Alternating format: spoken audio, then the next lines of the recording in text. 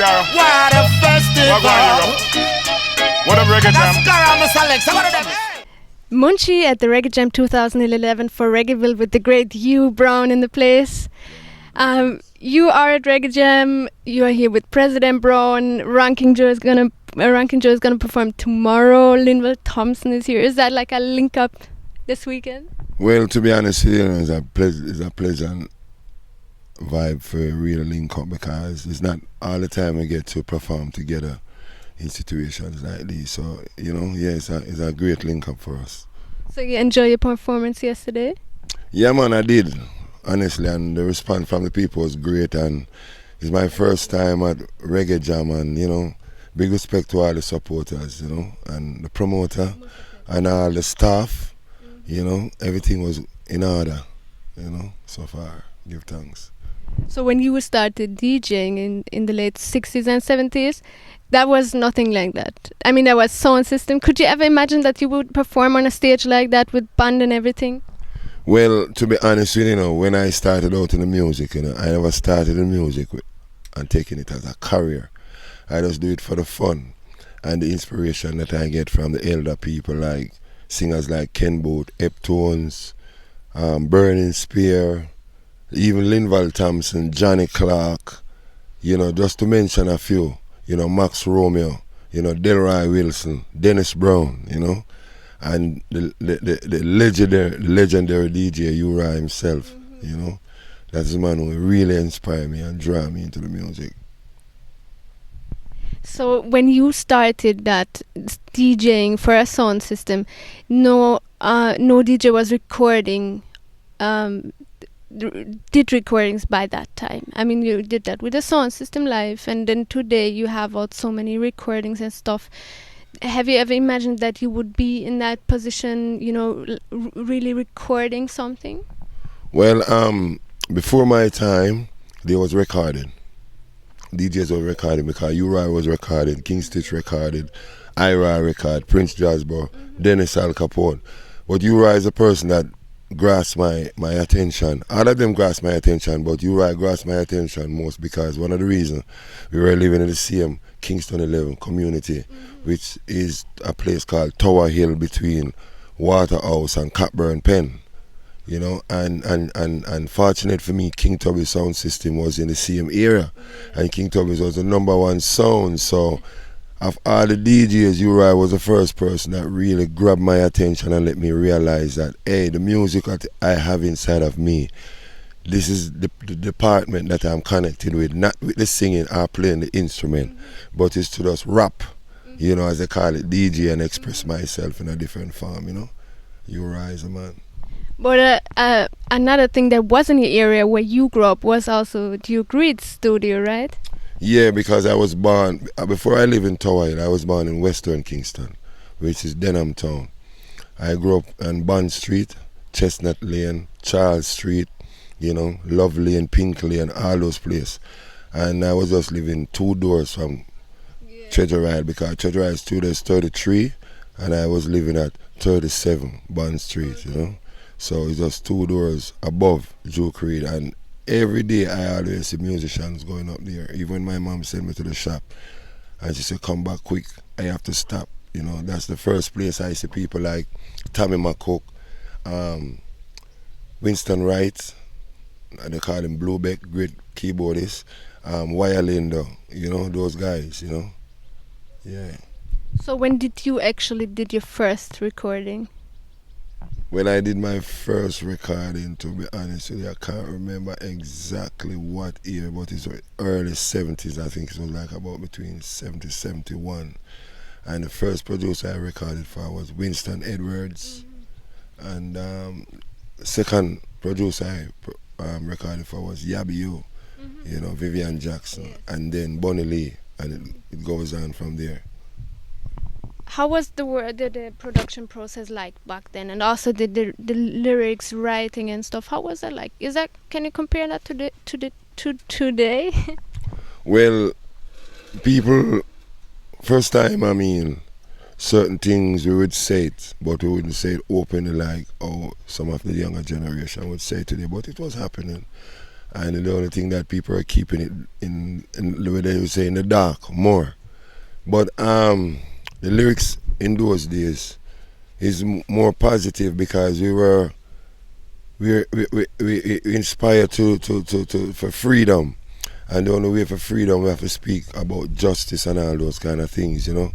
And that's why the lyrics of those in those days was much more penetrative than today's lyrics.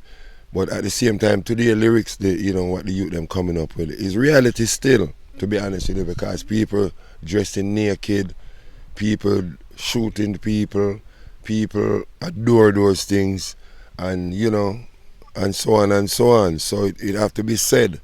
But it's the only thing that it's not the thing you said, it's the way how you say it. You know, so that may make the difference in today's lyrics, to be honest.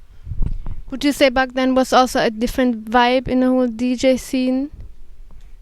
Yeah, it was a much better vibe, you know, because what happened, there was no money to create any competition. So it wasn't about material.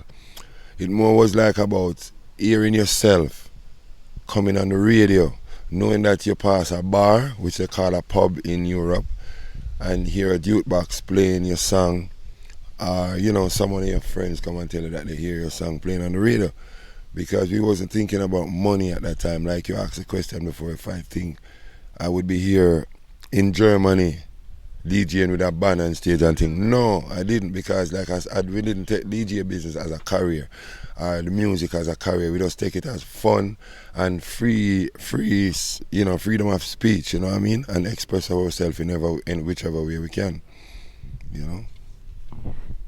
Something that also happened back then was there was a fight between Prince Jasper and Naira, right? But would you compare that to those fights that are going on right now with people like Beanie and Bounty or Cartel and Movado and stuff like that?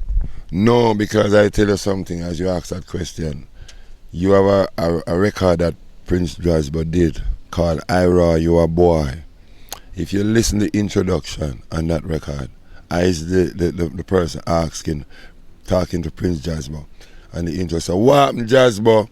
Me the one I call up your name, you know. I am the one that said that. But the answer to the question is that in those times with Jasper and Ira, it wasn't a physical thing. Honestly, it wasn't a physical thing. It was just like a verbal thing, because as musicians, or it's not up until today, we still muster each other when we have a good connection.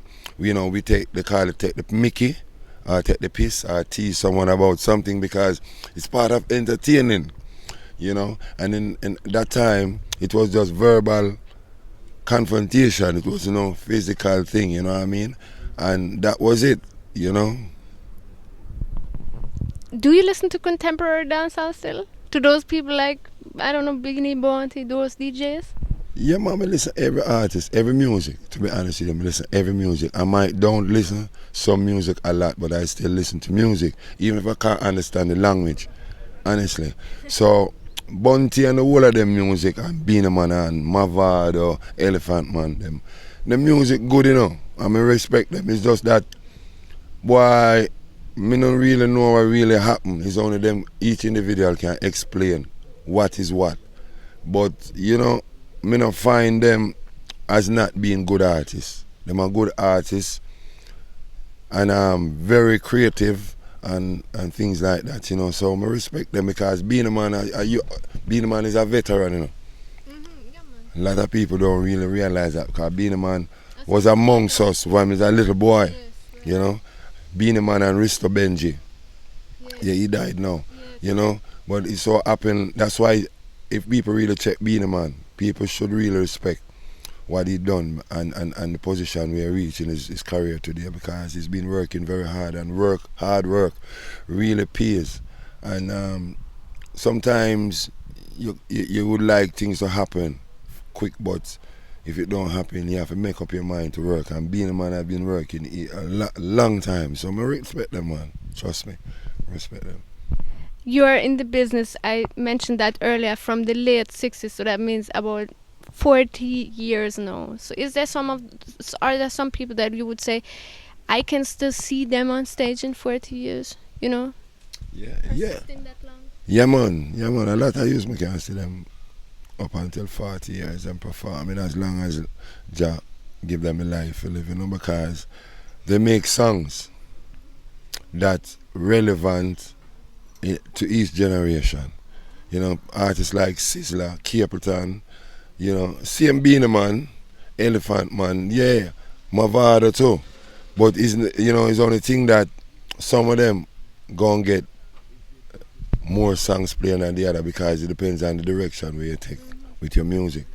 But I see them in 40 years performing. So how did you manage to persist over all these years?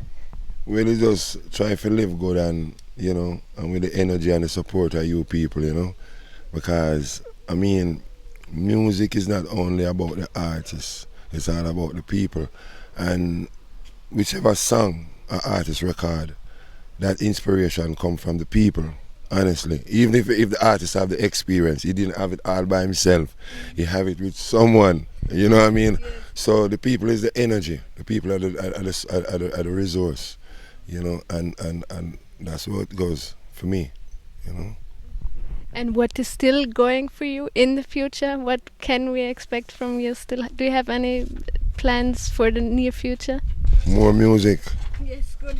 More music, always, four corners of the world. Anytime the people them request me and Jada send me, I'm ready. That's good to know. For anything where you do, all the best. Thank you very much for the interview. Give thanks, sis, and a pleasure to be here. Respect to all Massive and crew, And this is something we have to say to them. Cause this a live good time. We no want no more war and crime. This a live good time. Let us live in some peace and love.